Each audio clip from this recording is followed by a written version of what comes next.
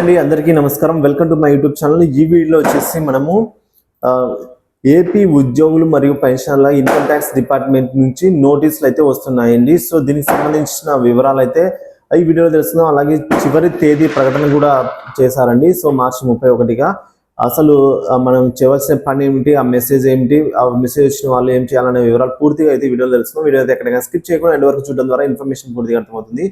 Video నచ్చినట్లయితే ఒక like చేయండి. ఇంకా సబ్స్క్రైబ్ ఉన్నట్లయితే మన ఛానల్ వెంటనే సబ్స్క్రైబ్ చేసుకోండి. ఇంకా వివరాలకు వచ్చినట్లయితే ఇన్కమ్ ట్యాక్స్ చెల్లించవలసిన ఉద్యోగ ఉపాధ్యాయ మరియు పెన్షన్లందరికీ ఒక టెక్స్ట్ మెసేజ్ అయితే రావడం జరిగిందండి. అంటే అందరికీ కాదు, కొందరికి అయితే రావడం జరిగిందండి. సో మీరు దీన్ని గమనించి ఉంటారు. ఆల్రెడీ మనం ఇదివరకు చెప్పుకున్నాము. ఆ టెక్స్ట్ మెసేజ్లో సారాంశం ఏంటంటే, ప్రియమైన పన్ను చెల్లింపుదారులారా, మీరు అప్లై చేసుకున్న ఐటీఆర్ రిటర్న్స్లో అనుమానాస్పద రీఫండ్ క్లెయిమ్ను అయితే ఆదాయ పన్ను శాఖ గుర్తించిందండి. సో పలానా ఫైనాన్షియల్ ఇయర్కి సంబంధించిన ఎలాంటి ఆధారాలు లేకుండా మీరైతే దాఖలు చేసిన ఐటీఆర్లో ఏదైనా తప్పుడు మినహాయింపు క్లెయిమ్ చేసినట్లయితే పెనాల్టీ మరియు ప్రాసిక్యూషన్ నివారించడానికి, అంటే పెనాల్టీ మరియు చట్టపరమైన ప్రాసిక్యూషన్ అంటే చర్యలను నివారించడానికి దయచేసి సంబంధిత సంవత్సరానికి సంబంధించి ఐటీఆర్ను వెంటనే ఫైల్ చేసి మళ్ళీ అప్లోడ్ చేయవలసిందిగా అయితే కోరుతున్నా అండి. సో ఈ మెసేజ్ అయితే ఇలా రావడం జరిగింది.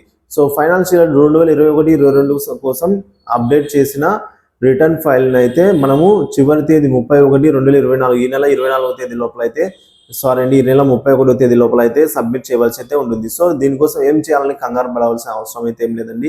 మీరైతే మీ దగ్గరలో ఉన్న మంచి ఆడిటర్ని అయితే సంప్రదించి మళ్ళీ ఒకసారి అన్ని కూడా మీ ఐటీఆర్ సంబంధించిన వాటిని ఒకసారి అయితే రివైజ్ చేసుకోండి. ఎందుకంటే మీరు ఒకవేళ తెలుసో తెలియకో ఏమైనా మిస్టేక్స్ అయితే ఉండొచ్చు.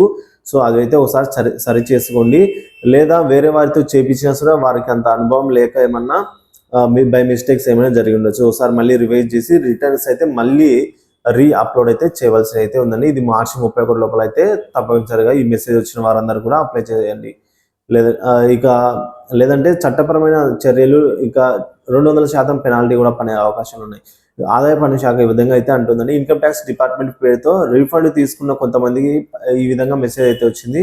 సో ప్రభుత్వ ఉద్యోగులు ఐటీఆర్ ఫైల్ చేసేటప్పుడు తప్పుడు క్లెయిమ్ చేస్తున్నట్లు వాటిని అయితే ఐటీ డిపార్ట్మెంట్ స్క్రూటినీ చేస్తున్న సమయంలో వాటిని స్వచ్ఛందంగా రివైజ్ చేసుకోవాలని, లేని ఎడల స్క్రూటినీ అనంతరం నోటీసులు జారీ అయితే 200% అడిషనల్ ట్యాక్స్ పెనాల్టీ అయితే విధించబడుతుంది అని ఆదేశాలు జారీ చేసిన chief commissioner of income tax department.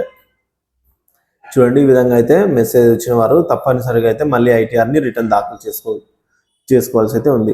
So వేతన జీవులందరికీ ఒక హెచ్చరిక అండి. సో ఇక మీదట ఇలా జరగకుండా వేతన జీవులకు అలర్ట్. కేంద్ర ఆర్థిక శాఖ విభాగానికి చెందిన ఆదాయ పన్ను శాఖ ఐటీఆర్ ఫైలింగ్ చేసేటప్పుడు అవకతవకలకు పాల్పడే ఉద్యోగులపై అయితే కఠినమైన చర్యలు తీసుకొని ఉందండి ఐటీ డిపార్ట్మెంట్. దీనికోసం ఆర్టిఫిషియల్ ఇంటెలిజెన్స్ కూడా ఉపయోగిస్తున్నట్టు కొన్ని నివేదికలు వచ్చాయి.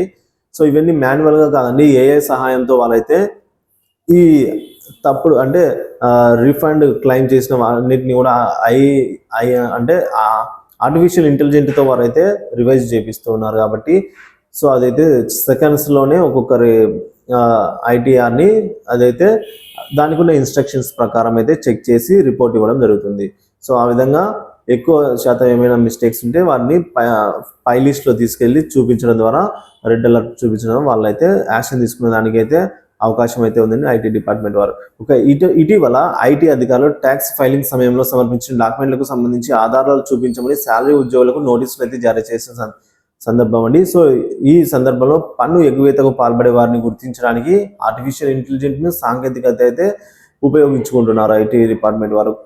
కొద్ది మొత్తంలో పన్ను చెల్లించే శాలరీడ్ ఉద్యోగులు ఐటీఆర్ ఫైలింగ్లో ఏమైనా మోసాలకు పాల్పడినా, లేదా తెలియక ఏమైనా తప్పులు మిస్టేక్స్ వచ్చినా కూడా ఈ ఏఐ సాయంతో ఏఐ అనేది అవన్నిటిని కూడా ప్రతి రూపాయికి కూడా ఇదైతే వర్క్ చేస్తుందండి. సో ప్రతి రూపాయికి సంబంధించిన ప్రతి చిన్న మిస్టేక్ సంబంధించిన అన్ని కూడా బయట పెట్టడం జరుగుతుంది. ఏమంటే ప్రయారిటీ ప్రకారం ఎక్కువ తప్పు చేసిన వాళ్ళని ఫస్ట్ అయితే చూపిస్తుంది. సో తక్కువ ఉన్న వాళ్ళని లాస్ట్లో అయితే చూపించడం, ఒక ఆర్డర్లో అయితే అన్ని చూపించడం అయితే జరుగుతుందండి. సో మీ పేరు అయితే అక్కడైతే మెన్షన్ అవడం జరుగుతుంది. సో అలా మెన్షన్ అయిన ప్రతి ఒక్కరికి ఇప్పుడు ఈ మెసేజ్ అయితే రావడం అయితే మనం చూస్తున్నాము. సో కాబట్టి ఇలాంటి వాటిని గుర్తించడానికి ఆర్టిఫిషియల్ ఇంటెలిజెంట్ అయితే ఉపయోగపడుతుంది.